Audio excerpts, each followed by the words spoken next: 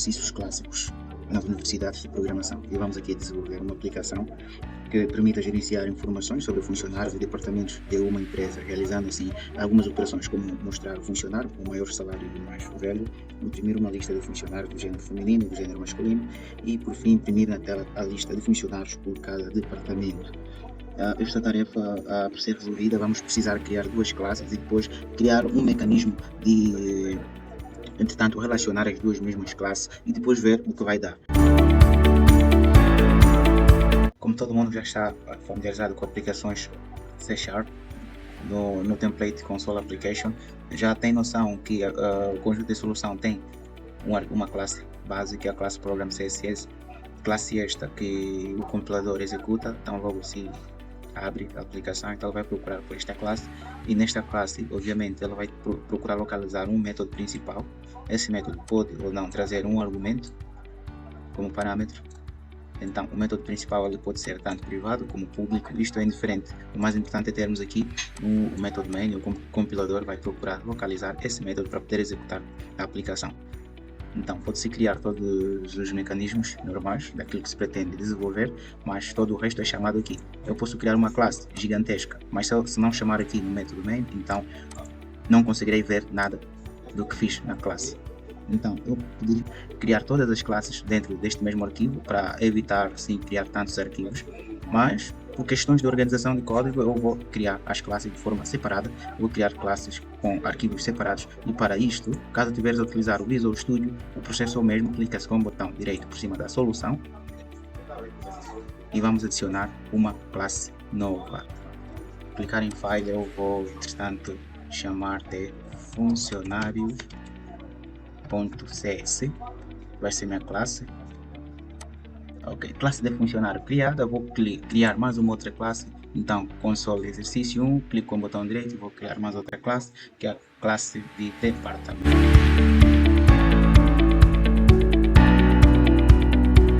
Para quem estiver a trabalhar no Visual Studio, não terá que se preocupar com o estado de cada arquivo, está vazio. No Visual Studio você já tem aí a possibilidade de ter os arquivos ou as classes já com algum código inicial, mas os meus estão vazios e isso aqui é só uma questão de preferência minha. Eu vou iniciar informando o namespace dessa classe, então no funcionário vai ter um namespace. Vamos começar com o namespace. O namespace é obviamente o nome da minha aplicação e vou abrir colchetes, porque isso é um bloco onde vai constar tudo. E dentro deste namespace eu vou criar a minha classe propriamente dita. Isso é um arquivo, então vou criar já a minha classe. Essa classe vai ser pública, então vai ser pública classe funcionário e obviamente o nome tem que ser igual ao nome do arquivo. Por ser uma classe, eu vou precisar acessar essa classe em outros locais, como por exemplo na classe program. Eu vou precisar acessar a classe funcionário na classe program, e a classe program é uma classe diferente da classe funcionário. Conforme você pode ver, tem 3 classes. Então, se eu quiser usar recursos de uma das outras classes, qualquer numa outra, eu então terei que deixar as propriedades dos elementos dessa classe como públicos, que é para acessar. Okay? Quando está privada, é porque é só para utilizar dentro do mesmo escopo. Então, não tenho a possibilidade de utilizar ela nos outros lugares da minha aplicação. Então, voltando para funcionários, eu vou criar uma propriedade pública, ok? Uma propriedade pública, aí vai ser do tipo inteira, a propriedade vai ser do tipo inteira, essa propriedade vai receber o ID do funcionário, os métodos get e set, que é para permitir introduzir valor nessa propriedade e de igual forma retornar valor nesta propriedade.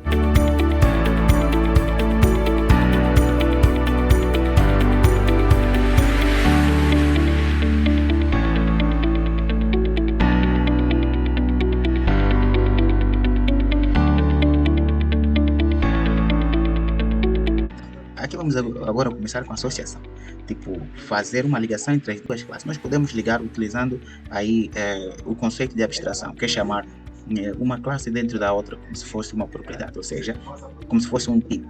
E é um tipo, uma classe também pode ser um tipo quando estamos a fazer abstração. Entretanto, podemos fazer isso, mas nós podemos fazer melhor, ok?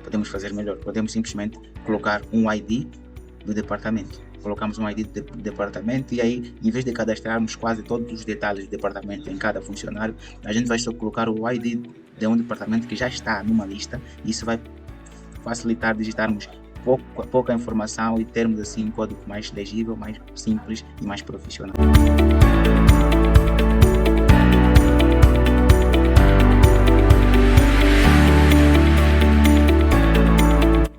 E vamos fazer o mesmo com departamentos. Vamos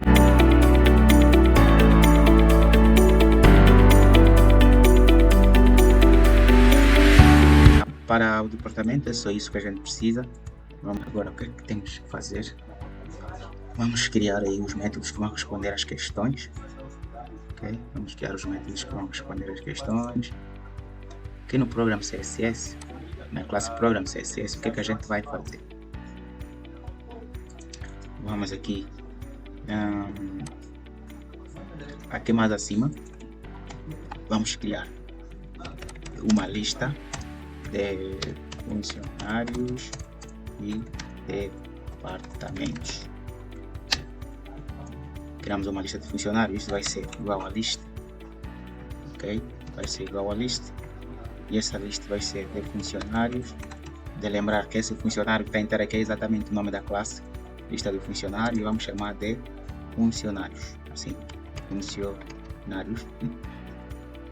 Não vamos inicializar e vamos criar a outra lista, e essa lista vai ser de departamentos, e vamos chamar também de departamentos no plural, e fechamos. Vamos agora adicionar os namespaces equivalentes a esta classe lista. Pertence a qual namespace? Pertence no namespace using system.collection.generic, ok? É o namespace que a gente precisa para reconhecer, portanto, a classe list. Então já temos aqui as listas feitas. Tendo as listas feitas, eu vou criar aqui um método, ok? Vou criar um método privado, porque eu só vou precisar acessar esse método. Nesta classe Program em mais lugar algum, então vai ser privado e vai ser um método que não vai retornar nada. Então, private void não vai retornar nada. Eu vou chamar de inicializar dados, por exemplo.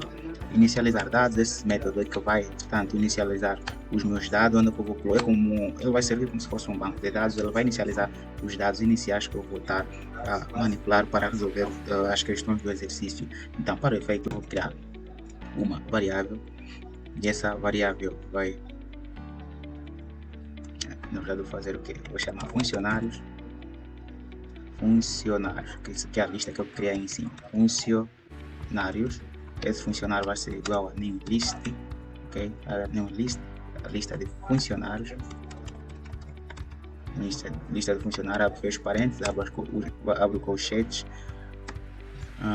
Eu posso logo já começar a inicializar as informações assim, abrindo colchetes e colocando mais. Eu vou fazer diferente, vou dizer funcionários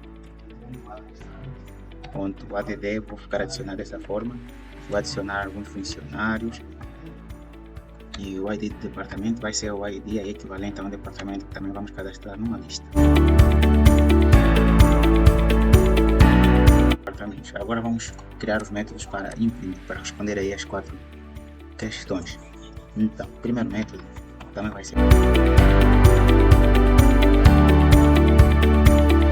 voltar no funcionário adicionar idade, para pegar o mais velho. Não adicionamos aqui a idade, então vamos adicionar public int idade, né? Idade get set. Só faltou esse detalhe, e vamos voltar, vamos adicionar em todos eles a idade.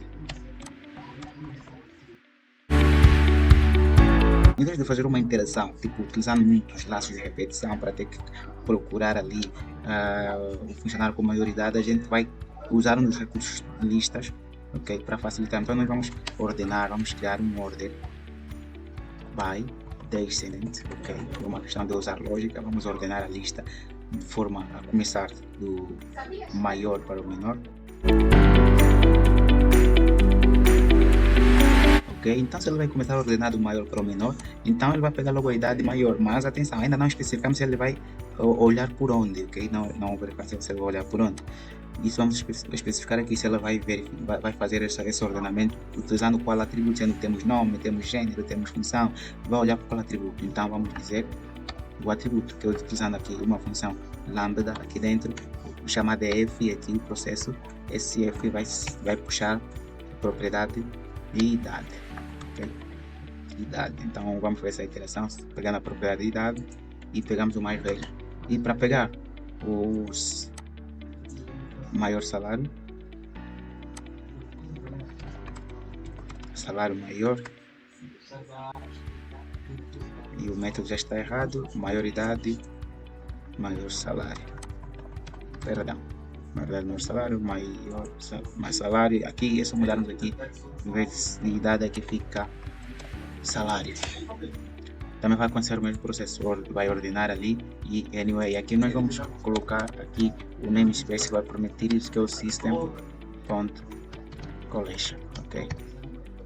System.collection, e fazendo isso a gente vai agora imprimir, ok, collections e collections.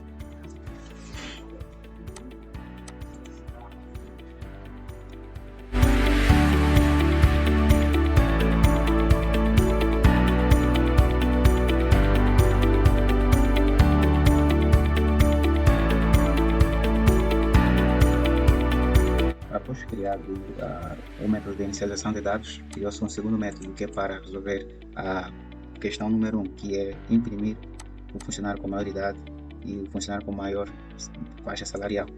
O que é que nós fizemos? A gente criou uma variável genérica, e nessa variável genérica a gente puxou o funcionário com maior idade, utilizando as funções do link, que é ordenar a lista, começando do maior para o menor. E começando do maior para o menor, a gente vai filtrar esse ordenamento pela idade, e ordenando pela idade, então ele vai olhar o funcionário com maior idade, então começa por ele a numeração e vai descaindo até com o funcionário de menor idade. Fazendo isso, a gente filtra apenas aqui o primeiro. Quando ele tentar fazer esse ordenamento do maior para o menor, então a gente só filtra apenas o primeiro, o que significa que ele só vai trazer o primeiro registro. E o primeiro registro, obviamente, sempre vai ser o maior, porque a gente está ordenando de cima para baixo. Então, de cima para baixo, pegando apenas o primeiro, então ela pega o primeiro item dessa lista, que será sempre o maior. Então, essa é a função desse método. E agora vamos criar o segundo método.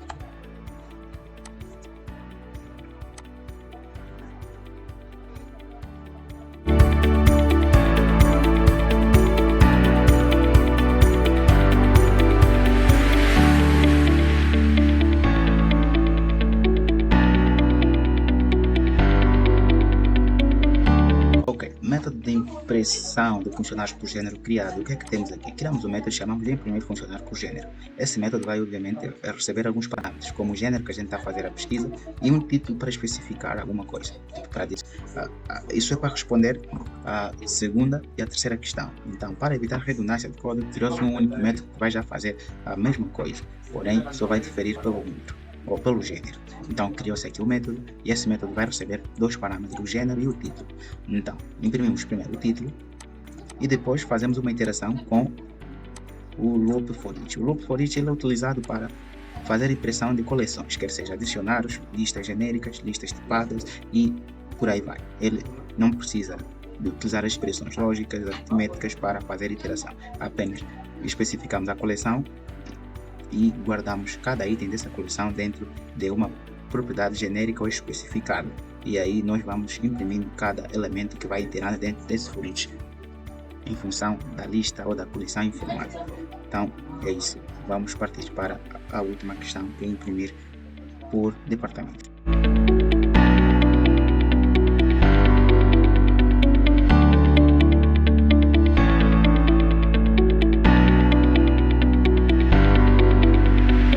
Então, o que temos aqui? Temos um método, tal como os outros métodos que já se fez. O método foi chamado de imprimir funcionário por departamentos. O que é que nós temos aqui como comportamentos? Primeiro a gente está a imprimir o título, não é? Que vai estar exibido quando se chamar esse método, vai se exibir lista de funcionários por departamentos. O primeiro comportamento é fazer uma iteração na lista de departamentos. A tendência é imprimir todos os departamentos que a gente tem. E em função dessa impressão de departamentos, nós vamos fazer uma segunda iteração. Dentro dessa primeira iteração, vamos fazer uma outra segunda, ok? Após fazer a impressão do departamento que foi iterado, vamos criar uma segunda iteração. Essa iteração vai ser agora em função da lista de funcionários, porém nós vamos filtrar esse funcionário pelo ID do departamento, ou seja, só vai imprimir o funcionário cujo ID vai ser igual ao ID que foi iterado, ok? Veja que esse ID do departamento é do funcionário, ok? Por isso é que tem a letra F aqui. Isso é uma expressão lambda a dizer que estamos a mexer com elementos dessa lista. Agora, este ID é de departamentos, que é deste aqui, ok? Departamentos, que está a vir dessa primeira iteração. Então, quando fazer uma iteração, obviamente vai retornar, por exemplo, um ID único desse departamento que está aqui na nossa lista criada em cima. Então, se tem um funcionário que também tem um ID de departamento igual ao que está sendo iterado no momento, então vai ser impresso. Se não for, então não vai ser impresso nenhum funcionário.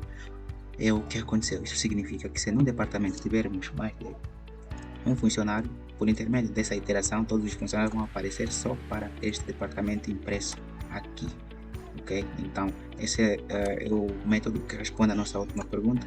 E agora vamos fazer a impressão, ou vamos fazer o chamado, né? Vamos chamar cada método dentro do nosso método main. E como o método main é um método estático, então as nossas classes todas devem ser, obviamente, estáticas. Então só temos que adicionar private static em todas.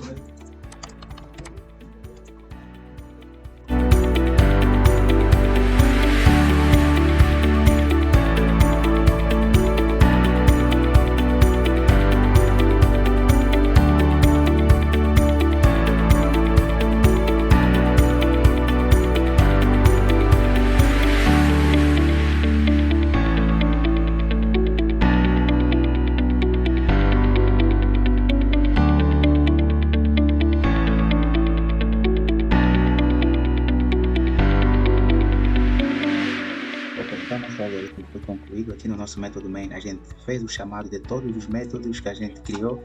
Primeiro inicializamos os nossos dados. Temos que inicializar primeiro, porque tudo que a gente for fazer nos outros métodos vai se basear no que tiver na lista que foi inicializada neste método. Temos duas listas de funcionários e de departamentos. Essas listas foram, entretanto, preenchidas dentro desse método de inicializar dados. Então, para usarmos os dados dessa lista, então temos que primeiro inicializar esse método aqui. E a ordem dos outros métodos não muda o resultado, apenas do primeiro. Então aqui imprimimos o método que responde à primeira pergunta. Aqui imprimimos o método, ou chamamos o método que responde à segunda, à terceira e à quarta pergunta. E por fim bloqueamos aqui com o console read key para não fechar a aplicação antes, entretanto, de vermos tudo, ok? Ele bloqueia a aplicação e só fecha após clicarmos em alguma seta qualquer. Então, nosso algoritmo está terminado, vamos executar para ver o resultado final.